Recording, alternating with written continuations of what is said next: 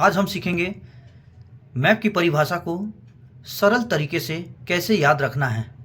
अक्सर मैं किसी से बात करता हूँ या किसी को पूछता हूँ जब कि मैप की परिभाषा क्या है, तो बहुत ही वे लंबे तरीके से जवाब देते हैं। इसीलिए आज हम मैप को सरल रूप से याद करने का तरीका सीखते हैं। उसे सीखने के लिए हम जरूरी स्केल के माध्यम से उसे सीखेंगे। तो चलिए देखते हैं। मैं आपको बताता हूं। तो सबसे पहले लिखना होगा मुझे यहां पर जरूरी स्केल।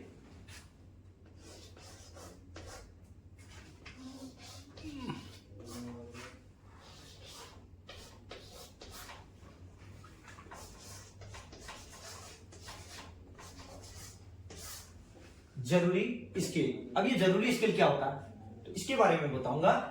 सबसे पहले ज से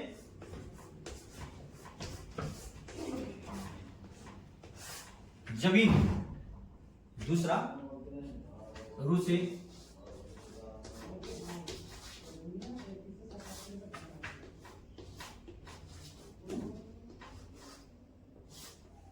रूढ़ी चिन्ह,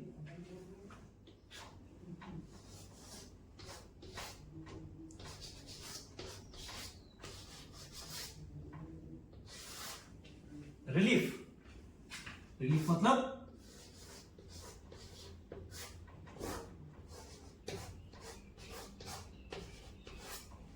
ऊंचाई ऑब्लिक नीचाई। जरूरी स्केल, इस प्रकार से हम मैप को याद कर सकते हैं।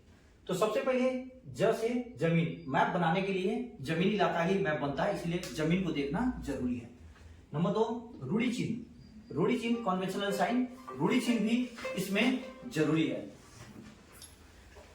तीसरा रिलीफ। रिलीफ मतलब पृथ्वी की सतह की ऊंचाई नीचाई, इसे भी यहां पर दर्शाना जरूरी है, इसीलिए रिलीफ को भी लिया जाता है। अब ये तीन बिंदुओं को ध्यान में रखते हुए जब हम स्केल के माध्यम से किसी कागज या कपड़े के ऊपर कोई चित्र या मानचित्र को बैठाते हैं तो बन जाता है मैप। अब इसे परिभाषा के तौर पर किस प्रकार से बोलना है, तो सबसे पहले हम लेंगे जैसे जमीन। किसी जमीनी इलाके को रूढ़ी चिन्ह द्वारा तथा उसके रिलीफ या ऊंचाई नीचाई को ध्यान में देते हुए एक निश्चित स्केल के माध्यम से किसी कागज या कपड़े के ऊपर बनाए गए चित्र या मानचित्र को मैप कहते हैं। ये परिभाषा आपको याद हुआ होगा। फिर से देखिए, किसी जमीन इलाके को रूढ़ी चिन्ह द्वारा तथा उसके रिलीफ या ऊंचाई नीचाई को ध्यान में रखते हुए एक निश्चित स्केल के माध्यम से कागज या कपड़े के ऊपर बनाए गए चित्र या मानचित्र को मैप कहते हैं। तो सबसे पहले आते हैं जमीन पर।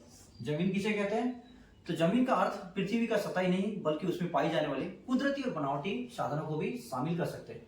बहुत सारे व्यक्ति यह सोचते होंगे कि पृथ्वी की सतह को सिर्फ जमीन कहते हैं, नहीं, उसमें पाई जाने वाले कुदरती और बनावटी साधनों को भी इसमें शामिल कर सकते हैं। अब जमीन कुल मिला के 6 प्रकार का होता है। सबसे पहले उठी जमीन, पृथ्वी की सतह से उठे हुए भाग को उठी जमीन कहते हैं। नंबर 2 दबी जमीन, पृथ्वी के सतह से दबे हुए भाग को दबी जमीन कहते हैं, जिसे डेड ग्राउंड भी हम लोग कह सकते हैं। तीसरा क्या होता है, चढ़ान जमीन, इस प्रकार से अब जो नीचे से हम ऊपर की ओर चढ़ते हुए जाते हैं। और चौथा होता है ढलान जमीन, ये स्लोप, वहां से क्या होता है ऊपर से नीचे की ओर जाने के लिए भी जो जमीन होता है उसे ढलान जमीन कहते हैं। और 5वां नंबर पे क्या होता है, समतल जमीन। समतल जमीन तो सभी जानते हैं। और छठा होता है उबड़ खाबड़ जमीन, समतल के अपोजिट उबड़ खाबड़ जमीन। ये सभी आप लोग देखे होंगे और जानते भी होंगे। अगला क्या है, रूढ़ी चिन्ह। हाँ, रूढ़ी चिन्ह के भी मैं किसी से पूछता हूँ या किसी के बारे में या किसी के मुंह से मैं सुनता हूँ तो ये भी बहुत लंबे तरीके से जवाब देते हैं। रूढ़ी चिन्ह को याद करने के लिए सिर्फ हमें यह याद रखना होगा कि जमीन पर 2 ही प्रकार के निशान पाए जाते हैं, एक कुदरती, दूसरा बनावटी। इन्हीं 2 निशानों को मैप पर दर्शाने के लिए निर्धारित करता है कौन, तो सर्वे ऑफ इंडिया। इसीलिए कहा जाता है इसे, जमीन पर उपस्थित कुदरती और बनावटी निशानों को सर्वे मैप पर दर्शाने के लिए भारत सर्वेक्षण विभाग द्वारा निर्धारित किए गए चिन्हों को रूढ़ी चिन्ह कहते हैं। अगला क्या होता है, रिलीफ। पृथ्वी की सतह के ऊंचे नीचे भाग को ही रिलीफ कहते हैं। कहने का मतलब सिंपल कहते हैं, पृथ्वी की ऊंचाई नीचाई को ही रिलीफ कहते हैं। इसे आप याद कर सकते हैं इस तरीके से। अगला क्या होता है, स्केल। यह स्केल क्या होता है, स्केल को किस प्रकार से याद करना है। कहने का मतलब क्या होता है कि जमीन के 2 बड़े फासले को जिस अनुपात में कम करके दिखाया जाता है उसे स्केल कहते हैं। सपोज मान के चलिए वर्तमान में मैं रांची में खड़ा हूं और मुझे जाना है पटना, और उसकी दूरी नापनी है। तो उस समय में क्या एक फीता लेकर, इंची टेप लेकर मैं यहां से पटना जाऊंगा, क्या वो संभव है? नहीं है। तो उसके लिए हम क्या करेंगे, मैप को लेकर आएंगे और मैप को रख के उसमें पटना को खोजेंगे। उसके बाद स्केल के माध्यम से उसे पता कर सकते हैं, हाँ पटना रांची से इतनी दूरी में।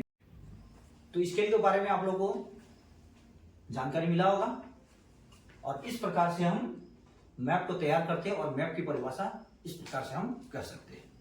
आशा करता हूं ये वीडियो आपको पसंद आया होगा। धन्यवाद।